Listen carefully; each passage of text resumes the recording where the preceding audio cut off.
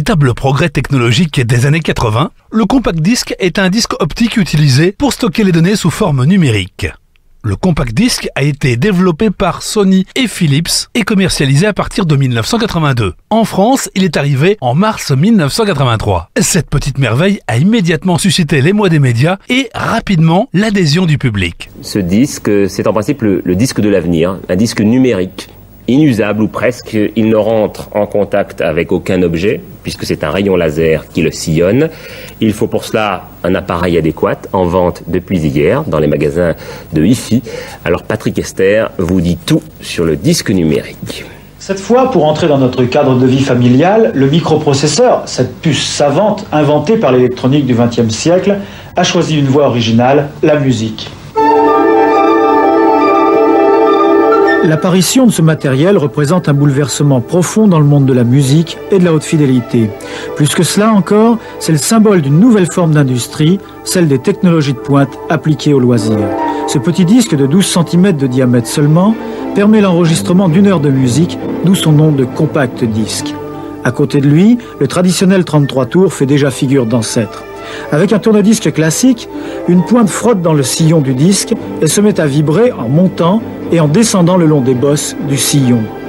Avec le compact disque, le sillon disparaît, remplacé par des milliards de minuscules trous, percés suivant un code numérique que seul l'ordinateur peut analyser.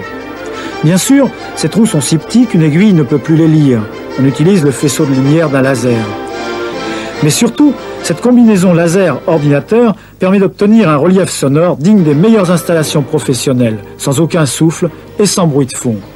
Si vous décidez de vous équiper, pas besoin de tout changer. Ces lecteurs se branchent sur n'importe quelle chaîne hi-fi. Une seule ombre au tableau, le prix des appareils, de 6 000 à 8 000 francs.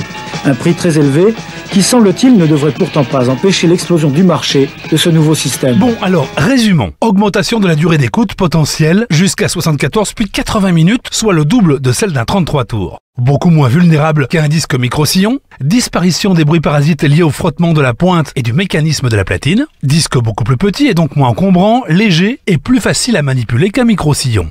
Le compact disque a eu toute la décennie des années 80 pour conquérir le marché du disque et finalement supplanter les disques vinyles et mini-cassettes dès 1990. Il restera le support numérique principalement utilisé au cours des dernières années du XXe siècle, avant que les fichiers dématérialisés et la généralisation d'Internet ne viennent freiner son utilisation dès le début des années 2000.